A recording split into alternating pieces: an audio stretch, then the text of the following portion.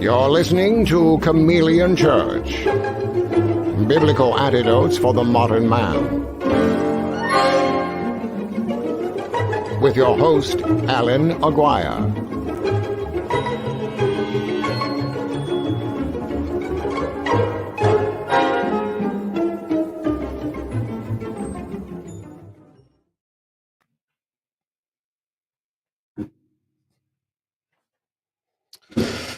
Well, hello, Allan Aguirre, your host of the Chameleon Church Show, coming to you live and direct from the Wasatch back in northern Utah. As you can see, the aspens have changed. I took that photo. So our set, we've got stuff moved around for Monday night. I love the Monday night set. Hopefully you guys are enjoying it. I think it's absolutely gorgeous with the fireplace and the candles, and I should probably add and the woman that's speaking to you on Monday nights. And so I threw this behind me for as a temporary background, and it's good to see all y'all.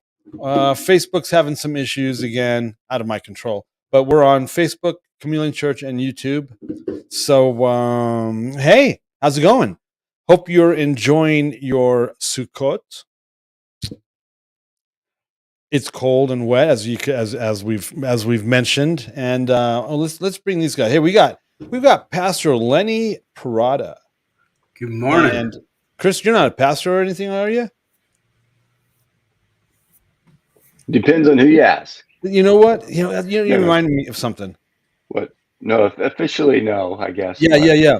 So I was 17 years old, and I was it was prophesied over me that I was an apostle when I was 17.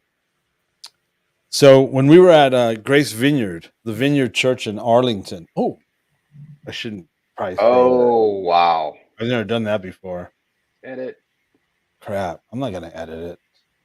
But when we were at a particular vineyard in Texas, I was talking to, there was a guy there. There was a guy going to church there. Oh, come on. I don't know why it's doing that. There was a guy that was a friend of that church that started coming to that church. What am I doing over here? There was a guy started going to that church that used to be involved with gospel outreach, and he was considered. He was one of those prophet guys from gospel outreach, and he was in a bad state. He was really disgruntled and everything. But we were talking about it. I'm like, we were talking about it. And I'm like, yeah, I mean, it was, since I was 17, it was prophesied that I was, an apostle, a prophet. And, but no church in their right mind is ever going to even remotely closely anoint me to be an elder in their church. Right? No church in their right mind is going to make me even an elder, let alone, functioning. And he goes, as a prophet or an apostle. And he looks at me and he goes, so you're waiting for man to recognize you? And I'm like, don't, and I'm like, oh yeah. He goes, I'm like, yeah, you're right. He goes, you do the work of an apostle. You do the work of a prophet, whether you're recognized by a church or not. And I'm like, oh, it's a good lesson to learn. Which might beg the question in some of you. So what is the work of an apostle or a prophet? And how do you do the work of an apostle and a prophet without being ordained by a church as an apostle and a prophet? Well, until Jesus showed up and called the 12 disciples, every apostle and prophet was called or anointed or recognized as such by a prophet, because they didn't really have apostles in the Old Testament. They were commissioned by God. So we had a little conversation, a few of us, about how many of these guys were commissioned by angels, and is that goofy or not? Because an angel commissioned what's his name, Joseph Smith. So we were talking about that in a little private conversation once. But yeah, okay. So we got Pastor Lenny Perata and Kris Rosentrater. I I know for a fact that Kris, you're a prophetic psalmist, even though you're a drummer and you don't necessarily play guitar or write songs. You're still that guy. I know that to be true. So I hey, feel that. I feel that. I like your backdrop, by the way. thank you. Good. Yeah. So Christina wanted a picture to go on one of our walls, and so we were up in the Uintas, or I think it was Guardsman, and I took this picture, took that, and we had it blown up on a big old backdrop, but it's fabric, and we just haven't gotten around to. We're going to frame it and hang it like a tapestry. We have this big, huge ceiling up, vaulted ceilings, and we're going to put it in the living room, and we just haven't gotten around to that. So we just draped it over the 2-minute warning. If you saw 2-minute warning yesterday morning, you saw this crazy old actual logo behind me. We draped it over that just while we have the studio set up the way we have it set up. Yeah, it looks good. It's a good picture. Oh, okay. How are you guys? It's Sukkot. We're in the middle of Sukkot. We are actually on the final feast, the third pilgrimage feast of the year, of the season, end of the year. It actually does call it the end of the year. The produce harvest. I've been out there harvesting. We have some. Utah has amazing peaches. I don't know what it is about Utah, but our old house had these massive, big, juicy peaches, sweet peaches. This house, not so much, but we have amazing pears. The pears we have on our tree are so good. Oh my gosh, they're juicy and sweet. Oh my gosh. So we've been harvesting pears like gangbusters and trying to, spread them out as a community. Yeah, it's the produce harvest. It's just right. It's amazing. The cyclical agricultural. The peaches were the best back there. Cherries too. Oh my god! I don't know about the cherries, but I know about the peaches. Oh yeah. Awesome. We have 2 apple trees, different kinds of apples, and we've been doing the same. The little apple tree, they're all gone, but the tree that's bigger and has bigger apples, oh my gosh, so good. But we've been getting them away too. People coming over and getting them for applesauce. But it's been a different experience this year with it, Yeah. Pull one on for breakfast. Pull one off for breakfast. It's right. Well, Christina made some, I don't know, some pear bread. It's like a crumb cake, but it's like a bread with pears in it. Yeah, it's pretty good. Oh my gosh. Yeah. Sounds so good. She's such a good cook. Lenny, she is. My wife, I should be probably really, really, really, really fat because my wife is an incredible cook. Our kids are really amazing cooks as well. And I've eaten really well for the last 35 years. Oh man. It's crazy. Yeah, she's a great cook. So did you camp out at all this weekend, or like what have you? Oh, what's been you your gonna scene? bring that up? Yeah, what's happening? What are you doing? Oh my gosh. Nothing. I'm good. Nothing's happening. Where's your booth? We have one. We posted pictures of it In your backyard?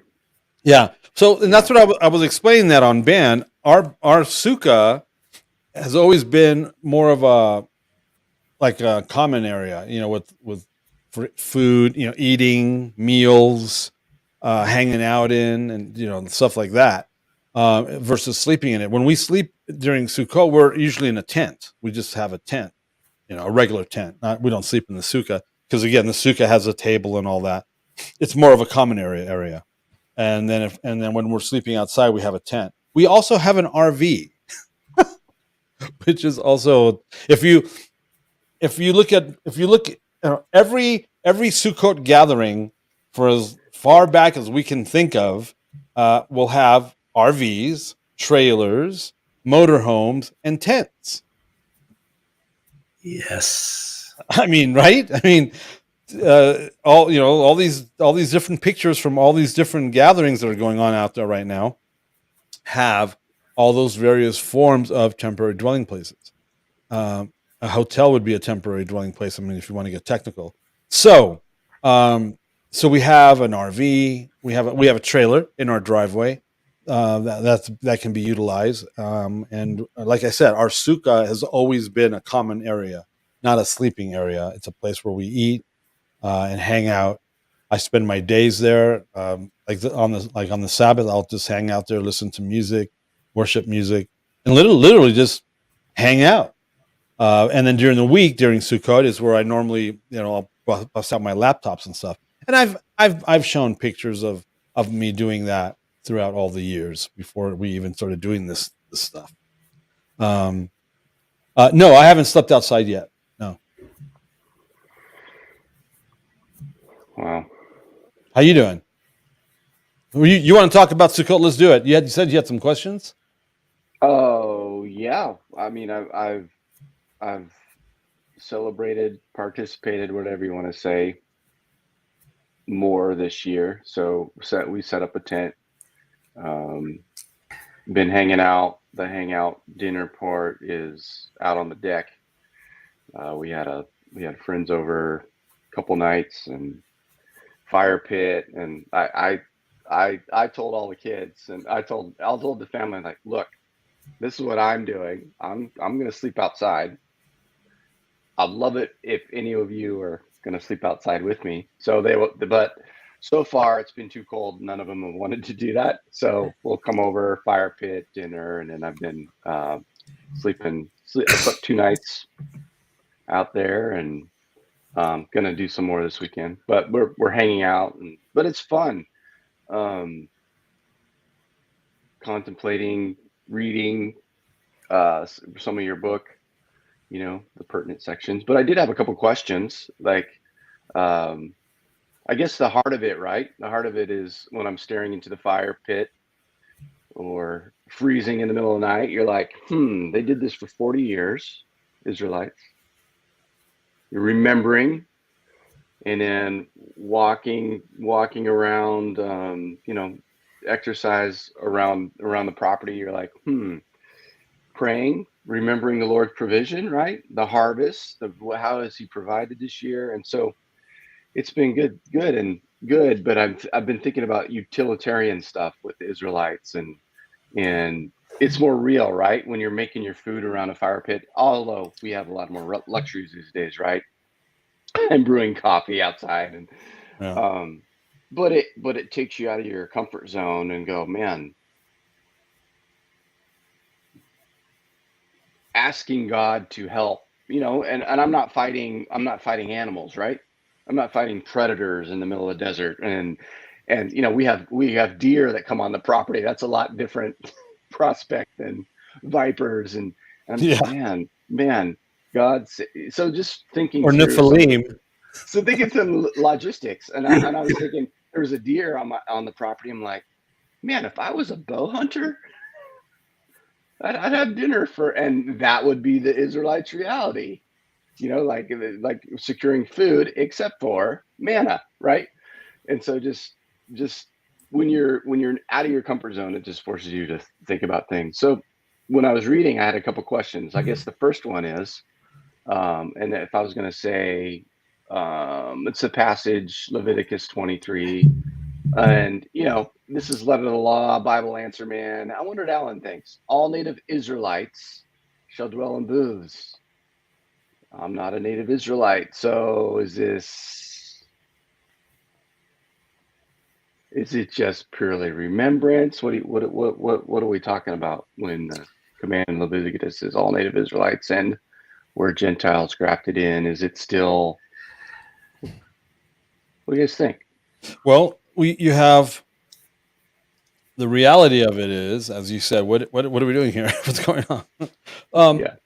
If you notice, so booths, there's all sorts of different types of booths out there.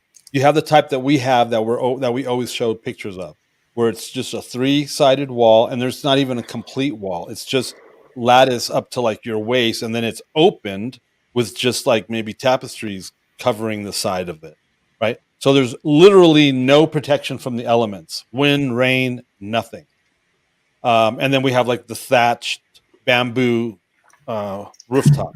Again, it's a common area for eating. Our sukkah has always been a common area for food and fellowship and just hanging out.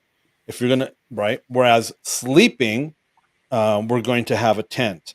We know that Israelites had tents. We know that for a fact, which is going to provide protection from the elements, whether it be rain or sun or dew or frost or whatever. Right? So that's different. We know that. If you look at the booths that they have in Israel, which is what was awesome about. I sent you a copy of it since you're not on ban. I sent you a copy of what Dave posted. Yeah, that was incredible. Yeah, what Dave posted on Monday morning was it yesterday morning? Or no, Sunday morning, I believe it was. You should read it. What's that? You should read it. I'll read it because he posted it publicly. I'll try not to cry. When I read it to my wife, I started actually crying because it's absolutely amazing. So that's a picture of our sukkah that Christina posted. As you can see, it's open. It doesn't have like walls, And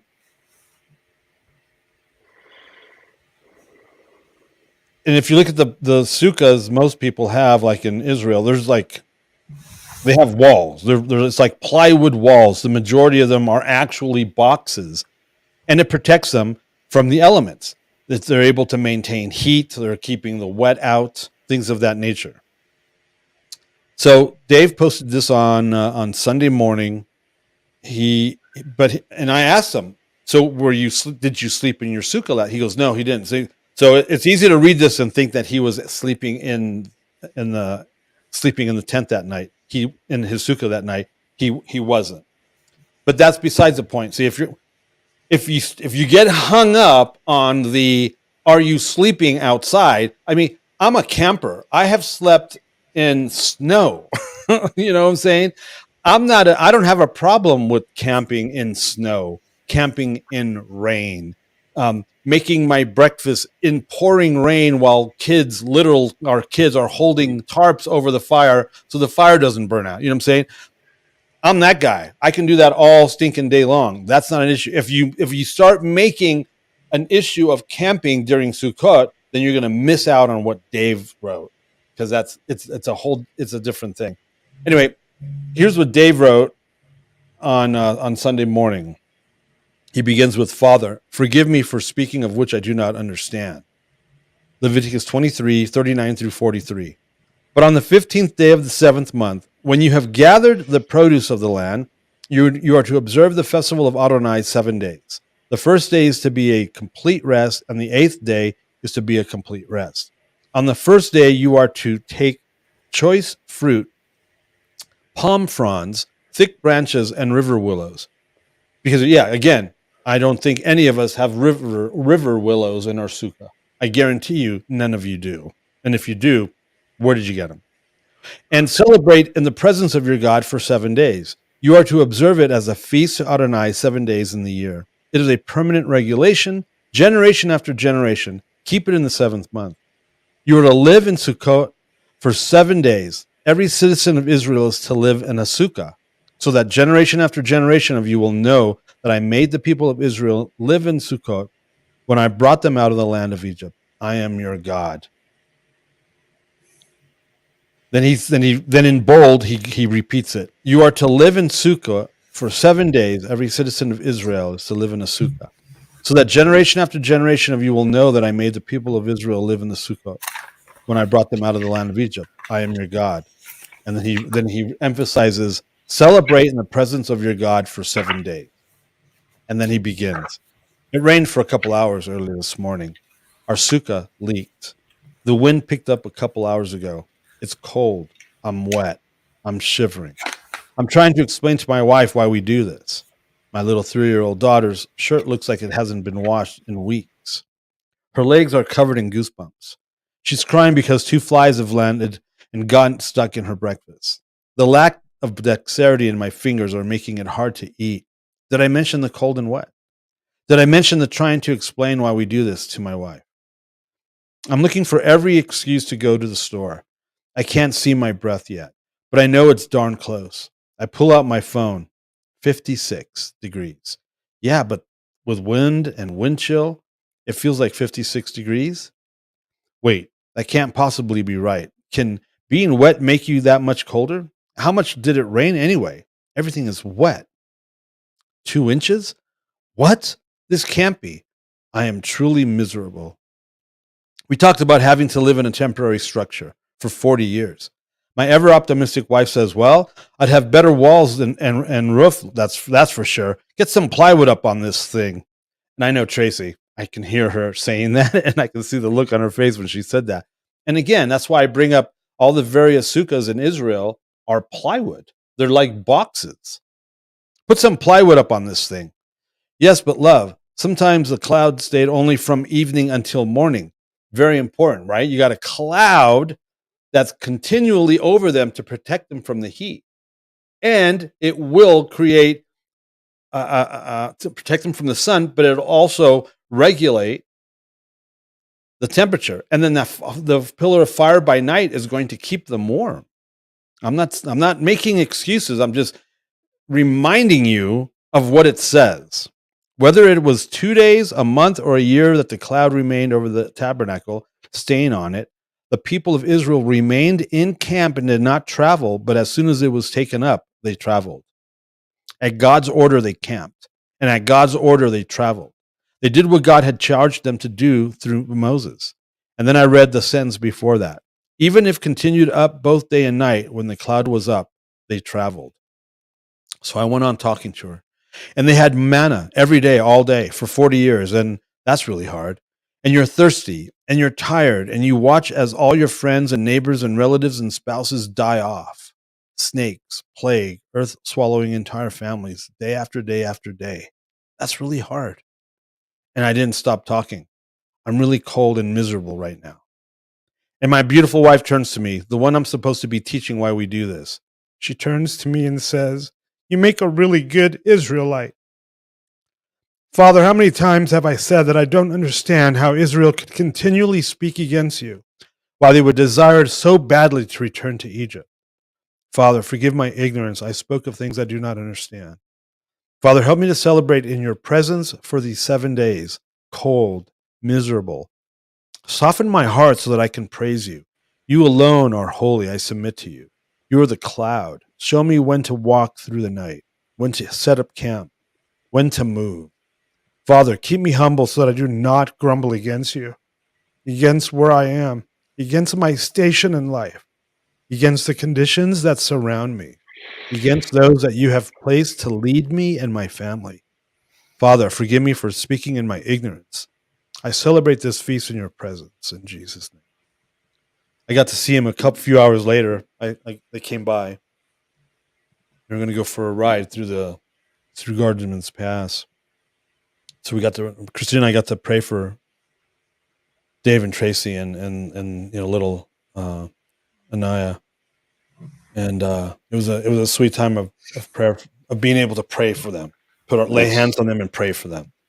Powerful. That afternoon. It is incredibly powerful. And if you're stuck on whether you have the 4 elements, if you're stuck on,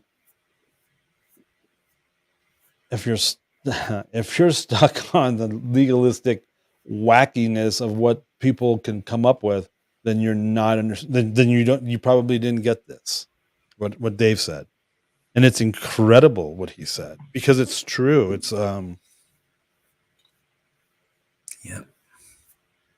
this is why I always go after the legalism. This is why I always go after the goofiness that people come up with regarding things, because it's it's not about that. You know what I mean? Yeah. What I love about it is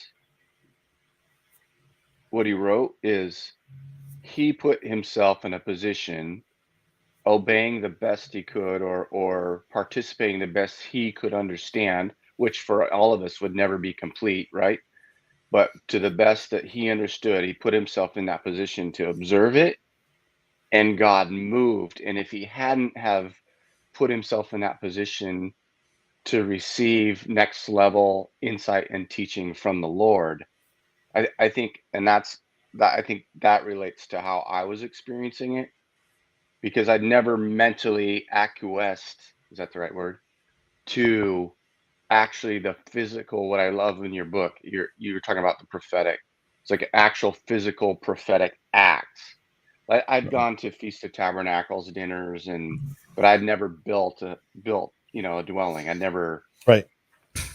And can I read what you wrote that really spoke to me? Sure. Sure. You wrote the physical, prophetic, and ultimately spiritual significance is this ingathering of his people unto himself, the dwelling among, the being in his rest. So those are key words, as we've seen represented through all the feasts. We've seen prophetically how observing or not observing will be a determining factor for the Gentiles during Messiah's reign. It would behoove us to be well versed in this appointed expression of, love this, celebratory worship. When I read that part, oh, celebratory worship. Okay, I know worship. Oh, I know what celebratory worship would sound like with a drum beat. I know what that does in my heart. And so I was latching onto that. Okay, prophetic act. I might not know the technicalities. Those probably don't matter. The difference was a position of the heart. Yeah. And when I talk about worship, and in the thing I, in my life and with my kids and being a drummer, blah blah blah. When people are like, so how do we worship like that, or what do a lot of the things I talk about is like it's a letting go. So Mhm. someone will say, "Oh, I don't raise my hands because I'm uncomfortable," and I'm talking specifically about singing, or I usually encourage them, whatever you don't do or feel uncomfortable, ask the Lord if you should do that. Don't raise your hands because you're worried about someone looking. You might actually have to make a sound with your throat. Some people don't sing. And Yeah. whatever it is you're hanging on to, release and watch what God does. Like take a step towards by releasing what you're latching onto. And so I'm sitting around the fire pit. I read that. I read the thing you sent me from Dave, and I'm just like, God, what do you want? Like, what do you want me to do? Teach me in this, speak to me in this act. I'm probably not doing it right. This was my prayer, and I was praying it out loud. I said, show me what to do, teach me, speak to me. I'm here. I want to participate. And I kind of, was praying in tongues a little bit and stoking the fire. And I've got all my wood clippings, right? Clearing the property, dead lumber that I had stocked up. So I wasn't doing that on high Sabbath, right? Like I'm actually thinking, okay, let's put myself under the legal, just the rules, the parameters of engagements, just to see what happens. So I got my logs and they're wet. It's miserable. It's a smoky fire. And then I've got my littler kindlings, and I've got my brush. I'm like, oh, my fire's dying. I'm getting ready to stoke it. And I go to pick up this branch, and it's like the branch, it's probably a 1 inch diameter, but it's like a 6 or 7 foot tree that had cut off. I had limbed. And I pick it up and I felt the Lord. I pick it up and I felt the Lord say, wave that in celebratory worship. And I was just like, that's so weird. I just felt my heart like, no, I mean, and I said, okay. And so I picked it up and I was waving it like this, like a flag or a banner. It's been a long time since I had an experience like that. And so I marched around the property waving this thing. And it was just this moment where I was just like, oh my gosh, this is why you do this. Like and so now I'm doing it every day because I thought, oh, it's celebratory worship. And now I'm like, now I have less resistance to it. I'm like, oh, pick up those blue. I got this blue spruce in the back, and I hadn't picked them up, and so they're like these little bundles. And now I'm seeing them. Oh, these are like percussion instruments. These are clippings, and so I'm walking. It's like it's a 5 acre property, so I walk 100 yards over there, pick them up, and walking back to the fire pit, waving them. And I'm just like, I'm having the time of my life. And so I had never saw that coming.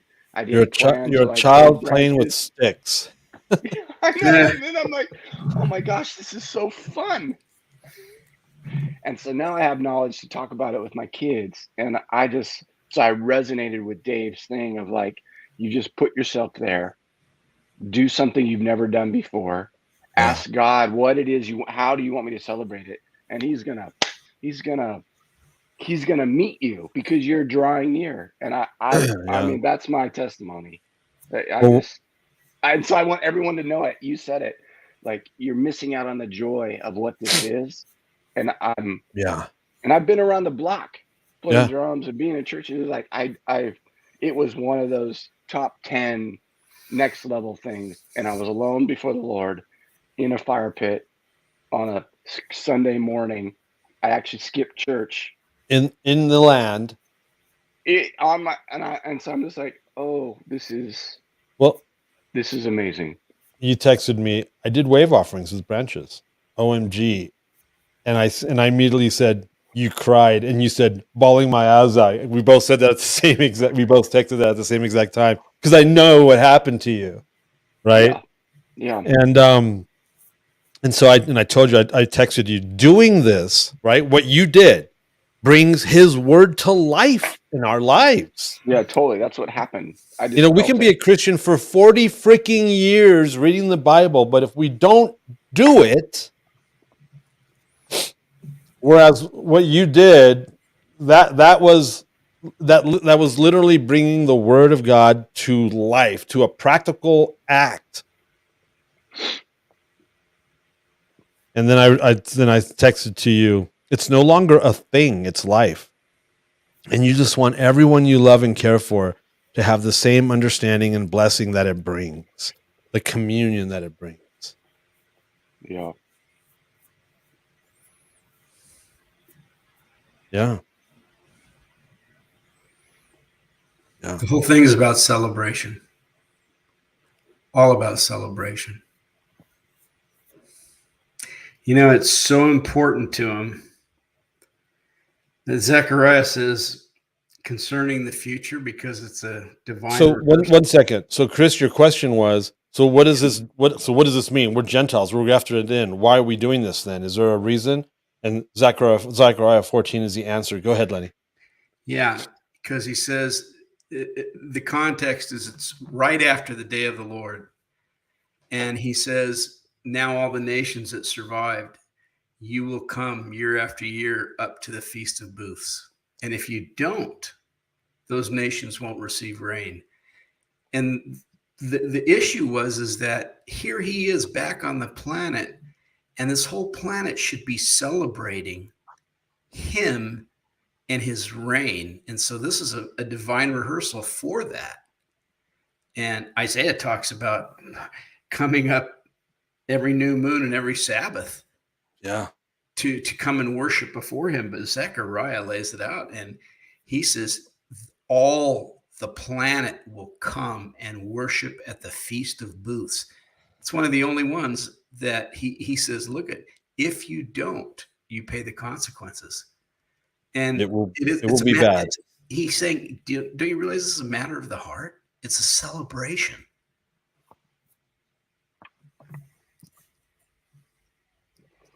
Very Zechariah. I mean, so that line you wrote about celebratory worship, which unlocked my thinking. So thank you for writing that.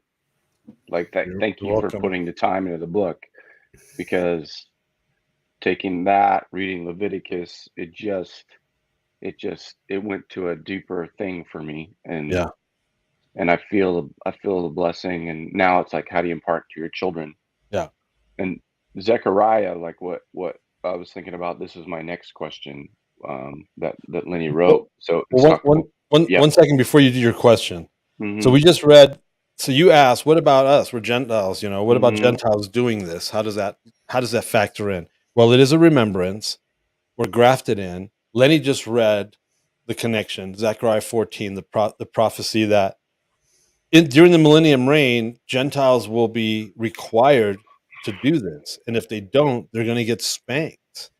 And they say Egypt on purpose because Egypt represents Gentiles. And that's the reason why so many people go to Israel. That's the reason why so many people are in Israel right now.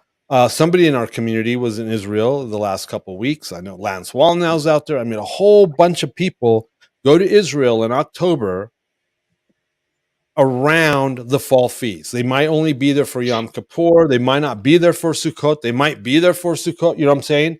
But they go in the beginning of the fall as a rehearsal and as a practice for this. And so I officially announced that Chameleon Church will be going to Israel, God willing, October 2024. That's what we want to do. We want to take a group of you all to Israel, October of 2024. Sorry, I didn't mention it to you guys beforehand, but my wife and I have been talking about it for the last 2 or 3 weeks. We really think we need to do this. It'll be in October of 2024, around the fall feasts, and I would love Lenny and Linda and Kris and your family to come and join us because it's going to be a Chameleon Church thing, and we will provide you with all the necessary information. And it's up and coming, but our goal, we are putting it down on paper. October 2024, Chameleon Church, 8 to 12 days, probably closer to 10 to 12 days in the land, and we will go with our friend Rami, and we will lead this trip to show you the land, and not the religious 3,000 years ago in this very spot, like it's a circus. But so I thought that was a nice little segue to that announcement that's the official announcement. Now we have made the official announcement. So Awesome.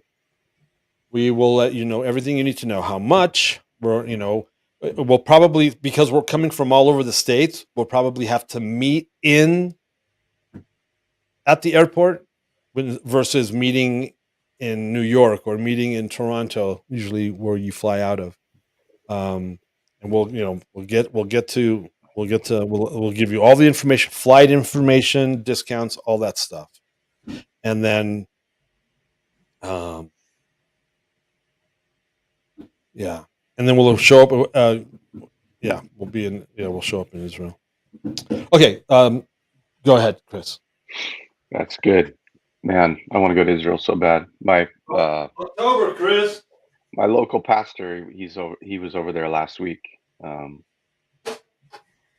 me some photos. Looks incredible. And by the way, we will not be wearing Chameleon Church t-shirts, real bright colored green t-shirt. We won't be doing that.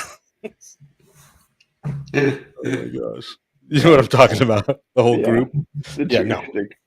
We'll have trucker caps on. Foam No. Well, maybe a little flag. People, we're walking. All right, go ahead. You had some more questions?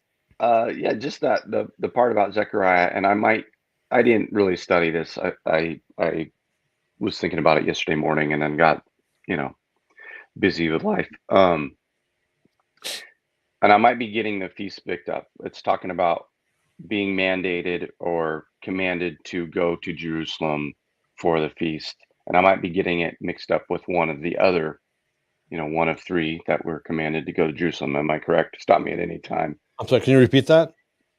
So there's 3 feasts that you celebrate. Yeah, and you're going to Jerusalem. We can't go to Jerusalem, so have fun with that one. But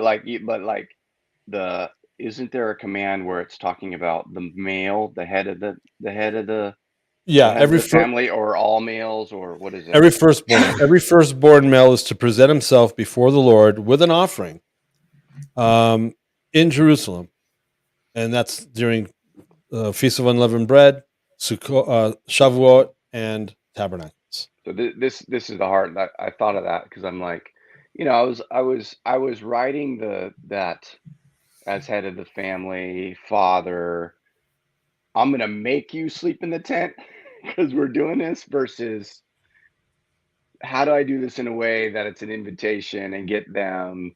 And then I was thinking about that. Okay, it said every male, every firstborn male, so it's clear it's the head of the family. It's a, and so I engaged my fatherly grace, and I want them to sleep out here and be with me, but I know it's not about that, right? Celebratory worship, it's the heart of it.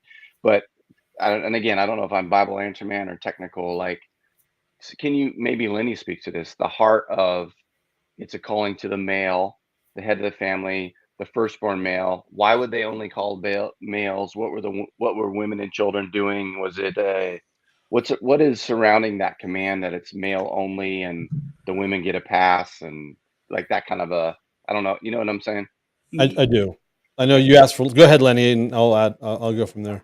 Those are the kind of things that are the too it's not a legalistic? gray area. I'm looking for a different word, but Yeah. When it says that, it's the father speaking. If he could speak and add to it, he'd say, "You're the priest of the household. You're setting the example." And it's just like you don't make him go in the tent because you worship and you have that celebration and that joy in your heart. That trickles down to the family. Just like in that letter that Dave wrote, with going through all the different seasons on their head, the rain and everything else, the wife looks at him and says, "You're a true Israelite. You make a good Israelite," put it that way. So it's those unspoken things that we try to extrapolate and say, well, should we do this? Should we do that? And he's just showing us the way, saying, this is why the male does it. It should be in your heart first, that worship, that place of consecration, and that's passed down, that trickles down to your children and your grandchildren. I have to do that with my grandchildren. Those first 2 days, it was fortunate again. We had them for a sleepover, and because my daughter had to go away, and they had so much fun because I'm letting them blow the shofar now, and they're getting better than me. And you know what? Last year we had the flags out there, and they were just out there with the flags. They were enjoying it. And what I saw is that they saw me do it and they wanted to do it. And unfortunately, we weren't taught in the church that right from the get-go, we should have been doing these things. Can you imagine those kids, those early kids, when they young as could be, see their fathers just celebrating their worship when they were youngins? This is where the church has robbed. I'm not going to say the church robbed us. We weren't taught correctly.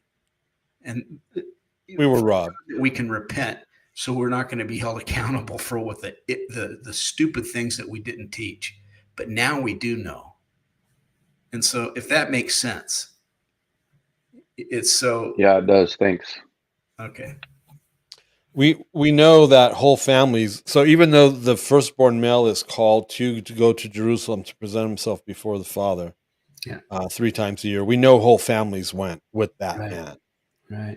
That's how Jesus got lost for 3 weeks, or was it 3 days? 3 days or 3 days? 3 days, 3 weeks. That's how Jesus got lost in the temple. Whole families went with the men. Yeah. The census, Jesus being born during this time period. So even though firstborn males are required, they took their families as well. And then in Zechariah, this could mean families as far as tribal groups or nationalities, but it does use the word families. Verse 17 in chapter 14 of Zechariah. And if any of the families of the earth do not go up to Jerusalem to worship the King, the Lord of hosts, there will be no rain on them. And if the family of Egypt, that's why I said it could be nationalities, people groups, does not go up and present themselves, then on them there shall be no rain. There shall be the plague with which the Lord afflicts the nations that do not go up to keep the feast of booths.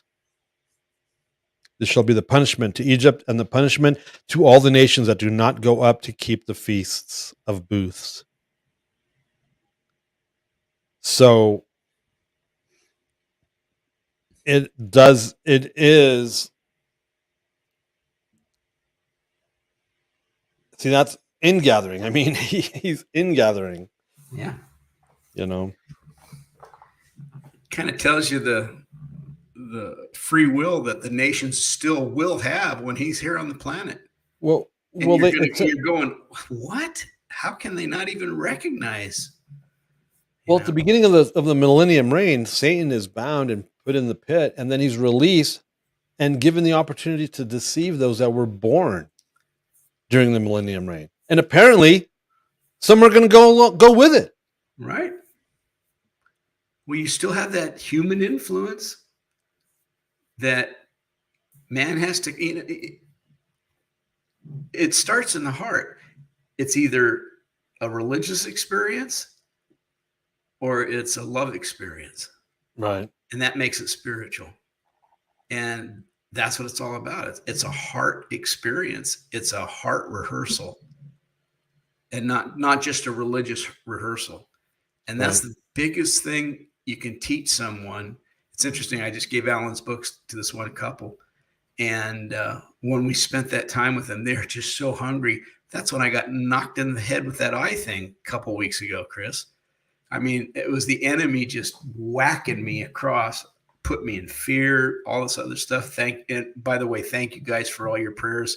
The Lord came through powerful. And my eye got saved. I literally was saved from blindness. And the reality is that soon as they're hearing this, and they're hearing about the heart issue now, they're hearing about really loving him. And what do they ask? Some of the first things, well, then tell us about the law, because it's a heart issue. And I always use that example. I'm going, see a little bird on the ground on the side of the road? We're supposed to pick that up. That's a heart issue. And they start saying, if that's the case, how much more do we completely obey him in love? And that's a kingdom message. Yeah. We have a comment here. Vicky says, Yeshua wasn't lost. He was in his father's house. Yes, I was speaking of his earthly parents' point of view when I said that. Yep.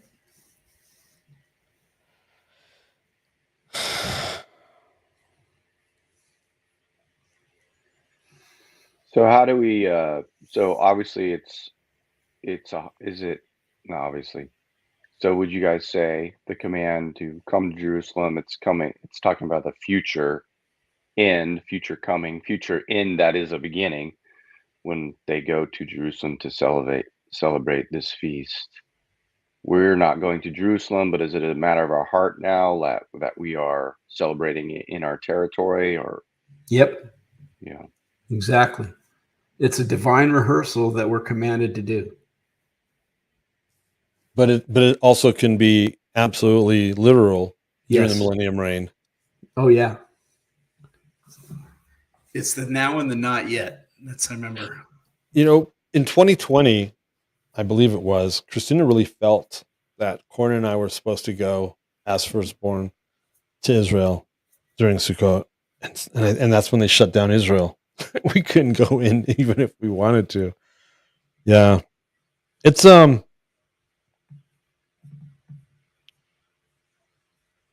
know how it's God calls us all to different things. And we're all, I mean, I'm the guy. See, this is about as pastoral as I can get, because I'm the guy that's like. But apparently, we're all on different paths, and we're all at different levels, and we're all at different stages of understanding, revelation.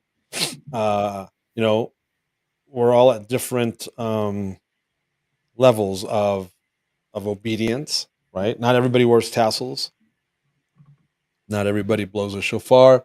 Not everybody keeps the feast. Not everybody eats clean. Not everybody, what I'm saying? There's just, and it's like I've always seen it as like, it's like a funnel, and we're all being compressed through this funnel to get us to that point where we're all coming out the same way out that real narrow end. Like the Hellermans, for example. I know for a fact regardless if they're in their RV at a campground like they are right now, which is why Alyssa hasn't been around. When they were, regardless, they will sleep in their sukkah the duration of the feast, and they have since they started keeping, at least for the last 6 or 7 years. Remember on their balcony, Lenny, in their apartment in Park City on Main Street. On Main Street, I'll never forget that little It's teeny the greatest balcony, thing. and they were all out there with the cats. You got to remember, where we live, there might be 2 sukkahs on this entire mountain. That's it. And there's a lot of Jews here, but they're all secular Jews. But they've decided that that's how they're going to do it, and that's what they're going to do, and they do. Yep. What we normally have traditionally have done, Lenny, you know this. We'll do a 3 or 4 day weekend as a gathering, as a community, where we're all camping together for 3 or 4 days within that 8-day period, 7-day period. Some of you might do all 7-8 days. Well, 7 nights. Some of you might not. Some of you might do a part of it. Some of you might stay at home. Some of you might be able to go and gather with people for the entire time. Some of you might only be able to do a weekend. You know what I'm saying? We're not going to hold anyone judgment. I mean, you know what I'm saying? It's between how or when or to what degree, because everyone, there's a bunch of you that this is your first time doing this. Right.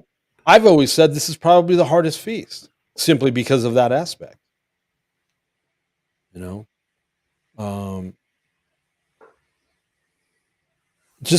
of us have been doing XYZ for 25 years. Some of us have been doing it for 5 years.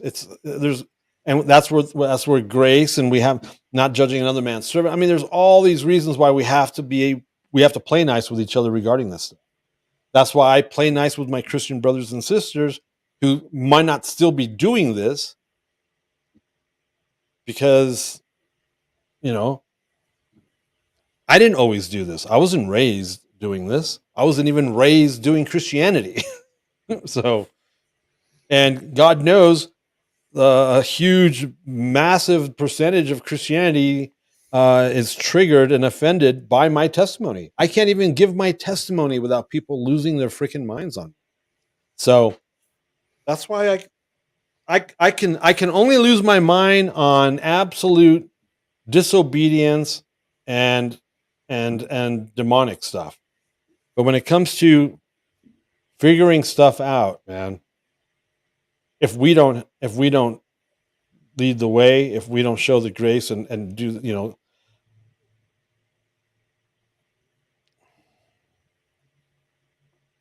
Yeah, I'm going to be patient with Christians that are just learning about the prophetic, that are just learning about dream interpretation, that are just learning about speaking in tongues and blah, blah, blah, like that. In the same way, we have to be patient with those regarding where they're at regarding this stuff. So it works both ways.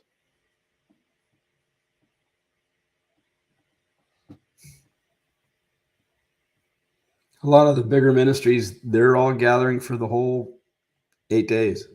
Yeah. A lot of them do that. An Arosi, Brian Barnes, a good friend of when Brad Scott was alive, we did unleavened bread with them, and we always wanted to go there for Sukkot. It was 350 people, and we brought our motorhome the one time, and we had to daisy chain like 5 motorhomes together. They don't have the facilities to run electric, but it was unbelievable because they provided all the food and gathered, and those I long for that type of community. You don't have that in Eureka. Yeah, well, we don't have that here, obviously. Yeah. Do you guys remember me sharing a few years ago? We reached out to I think it was after you left, Lenny. Right. We reached out to every Messianic, Torah observant, whatever you want to call it, Hebrew roots, person, group, whatever, that we could find in every fellowship finder that we could get our hands on within a 2-hour radius of us. And we invited them all free of charge to come up here to the mountain during Sukkot, and we would host and we would sponsor and we would facilitate and we would everything a 3 to 4 day gathering in the mountains for Sukkot. All they had to do was show up. We would provide the food. We were going to do it at one of the big campgrounds up here, and I know that they got it because I know they were talking about it, and I know they were talking smack about it. I actually had somebody said we got one response, and that was take me off your list. And no one, nothing. Right. We didn't get a single response. I know they got the email. I know they talked about it. I know they discussed it, and I know they talked smack about these people because they were all afraid that we were trying to be the leader. They were all afraid that we were trying to, take their people. I don't know. I mean, these are the things we heard. And we just think this is important. We're just trying to help get the ball rolling as far as unification. We are here. We're here to serve you. This is when we still had, people here. We're here to serve you. And that's what happened. And it didn't surprise me. I mean, when you've been around the music scene long enough, there's a thing called professional jealousy. People are threatened by the fact that, oh, they have a book, they have a record out. Oh, they tour. Oh, they've been on Rude Awakening. Oh, that freaks people out. You might not know that, but it does. It freaks people out. It's well, that state's really pronounced for that. Yes, that's unbelievable. Utah's all about that. Yeah, it's hard. Estile's the only one that they have their right because they have a whole community. They have their big gatherings, and they're precious people. Yeah, yeah. But it's impossible to do that around here. Yeah, everyone's afraid you're trying to steal their people or some nonsense like that. But the Hellermans are actually at a gathering of that nature right now at a park with their RV where they're going to be all week long somewhere in Oklahoma.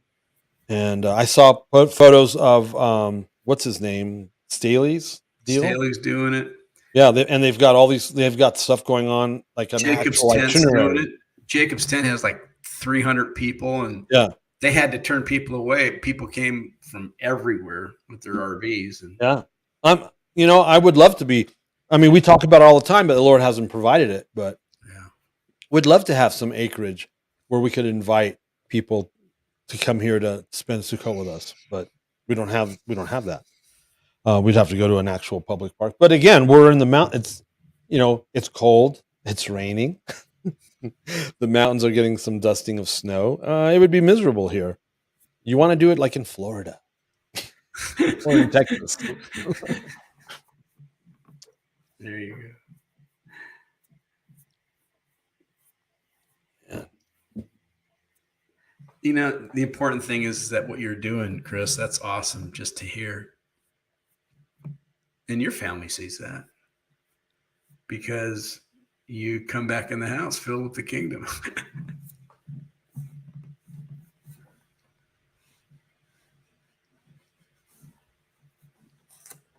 That's awesome.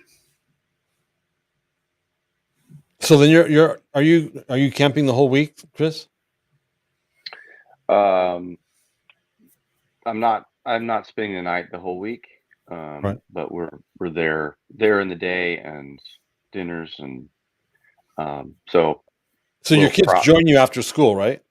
Yeah. So we're hanging out, dinner, fire pit. They love the fire pit and s'more thing and all that. And so it's like I don't know what you call it, metro camping. No, I understand that. Hey, can I ask you a question about those s'mores? Yeah. Are they what kind of marshmallows are you using? They are I don't know. I don't eat marshmallows. I eat Are they cream. are they kosher marshmallows, or are they the regular with gelatin pork in it? They are not, as far as I know, they are not kosher. I haven't convinced my family to. They're off the pork train. It's one step at a time, right? Like Just messing with you. I'm just messing with you. I'm like, oh, Oh, man. like, I'm just messing with you. but it's that whole thing, like making my legalism theirs, and you know, But it's not uh, legalism. I know it's not, but how do I? Yeah, I know. I I understand. haven't crossed the marshmallow bridge yet with my children. The marshmallow bridge. Yeah. I'm in the sarcastic. No, I'm just messing with you. I understand. I just explained how we're all at different stages and levels. Yeah. Did you know that the Big Puff Marshmallow Man in Ghostbusters was kosher? Yeah. He was from New York. We have here up here in the mountain, we have one of the only kosher marshmallow companies out of here, and they distribute nationally. Yeah, Yeah, we tried it once. I bought some, and they're horrible. they're horrible. It's like you put them on the stick and you hold them over the fire for 10 seconds and they go. I don't like. I'm not a big fan of s'mores anyway. So Yeah, I'm not really either. So, but I'll rib them. I'm like, those aren't, yeah, you know what's they're- bizarre? So I like the wintergreen Altoids. If you buy the big can, like this big can, it has gelatin. You buy the small ones, they don't have gelatin. What the heck? it's a I guess they preservative. need gelatin for the bigger Altoid. I don't know. It's weird. But just that one, the regular normal original mint one doesn't have gelatin. Just throwing that out there. Yeah, I hear you. But I'm gonna the tent's still up. I was gonna leave it up for I don't know. Now I'm thinking more than a week, but yeah, I'm gonna spend the night there a few more nights at the end because it's 7 days plus one, right? Can you talk about that? 7 days Yeah. plus one. We texted a little bit, but Yeah, there's what's going on with that? What's going on with that? What's going on with his plus one? I don't know, but there's a plus one, just like 49 plus one for the 50th day. So he's done it before. It's but yeah, there is that. I don't know what you want me to say. Yeah. They have it's some passages will say like the one we read that David in Leviticus says 7 days, but then there are other ones that say 8. And that's not rabbinical. That's actually biblical. Right. So The rabbinical is there's a 7 plus 2. There's a something like that. You have an extra. You have a hall pass for an extra day if you could. Right. You had to work or something, or because you're out of the land. 10 acres in Texas. Where in Texas do you have 10 acres? Simply because we go to Texas 2 or 3 times a year. it's a secret.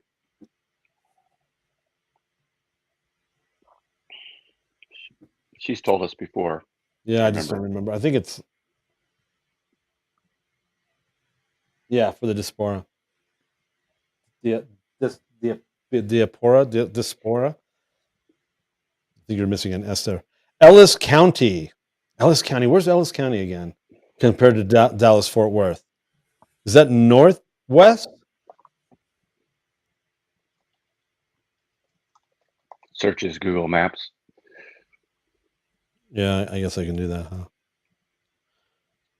Here, I'll look at it. Waxahachie. Oh, okay. I know where Waxahachie is. When we moved to Texas, we lived in Waxahachie because our in-laws live in Waxahachie. On an emu farm. Yep, on a 10-acre emu farm. It's no longer a 10-acre emu farm. They actually parceled it out, and there's houses on it now. But I know Waxahachie well. Yep, I remember when Waxahachie. It's actually Waxahachie. When there was literally nothing there before Cedar Ridge was built out, there was just the road with the post office. I mean, that was 1994. Oh, Well, that's a nice place to have Sukkot. Yes, I am. I am still a smart aleck. Why did you think something? Why do you think something or anything had changed? Just because you pop in here every 8 months or something?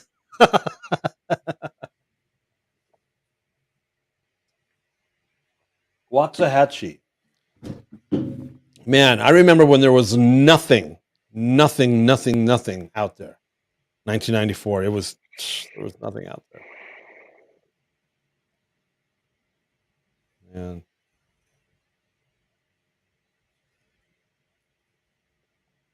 All right, people. What else?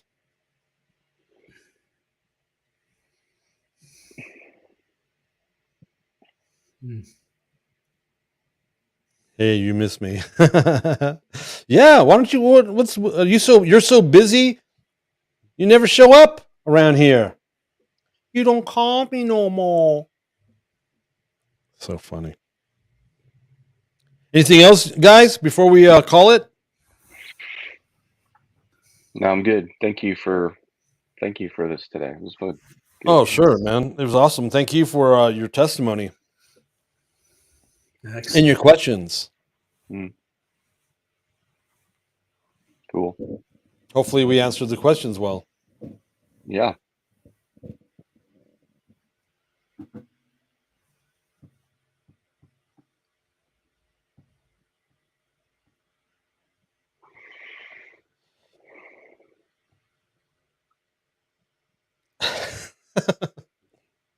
We love you too. Thank you. Anything, Lenny? Got anything? Wrap us up? Yeah, that's it. Have All right, a wonderful rest of your Sukkot. Yeah, happy Sukkot to everybody. Yeah. Yeah. Don't forget Sunday is a high Sabbath. So we have double back-to-back Sabbaths yet again this weekend. Yep. I hope you were equipped. Lenny, would you mind praying us out? Not at all. Father, thank you for the gift of allowing us to come and celebrate the joy that we have that you're our God. We love you. We give you our whole heart, mind, soul, and strength. And I want to pray, Lord, that joy would just overwhelm not everyone in the Chameleon Church, everybody, and everyone that we can touch today, Lord. We pray that the kingdom of God would just really just explode from us because of the joy that's in our heart. You told us the joy of the Lord is our strength. And this is the season of our joy. And we thank you that we get to come before you and give of ourselves and just fall in love with you more. So I pray you bless everyone today, Lord, and bless everyone Sukkot. And we ask this in Yeshua's name, amen. Amen. Thanks, guys. Appreciate you guys being here, and like I do every Tuesday. Praise report. I almost didn't. A lot of you know, my daughter and her husband are going to Brazil to work with their ministry there. The ministry that they have. You know about that in band. The praise report is they are only $1,000 shy of meeting their goal. So I want to thank those of you at Chameleon Church that have sowed into that ministry. It's a real legitimate thing that they do not only in Dallas, but now they've been invited to Brazil, so they're going. So if you haven't had a chance to sow into that, and you want to help with that last $1,000, there's a post on Band about it, and there's a post on my Facebook wall about it as well on how to give and all that good stuff. I also ask that you would keep them in prayer as they're going to Brazil, which can be if you know anything about it, if you know, you know. So yeah. So thank you. That's very cool. And what else? Anything else? That's it. Thanks for the prayer. We will see you. Oh, we started a new series, Chameleon Church, the 2-minute warning, Chameleon, Corinthian, and Caricature. is what we're calling it. We're starting Corinthians. We started it yesterday. Looking forward to that. And all right. We'll talk to you guys later. Bye.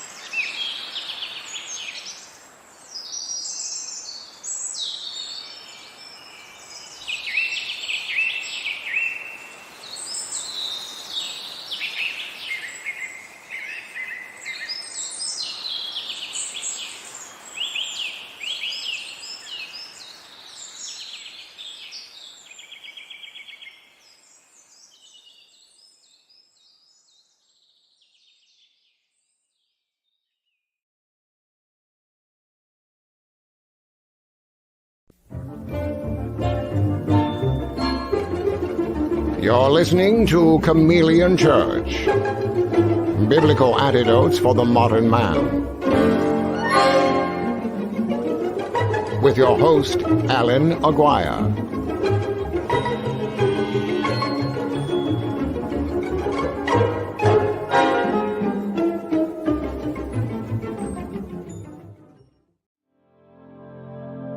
The views and opinions expressed during our broadcasts are solely those of the broadcast producers, hosts, and/or guests, etc., and are not necessarily the views or opinions of the Travelog Network, its sponsors, or affiliates.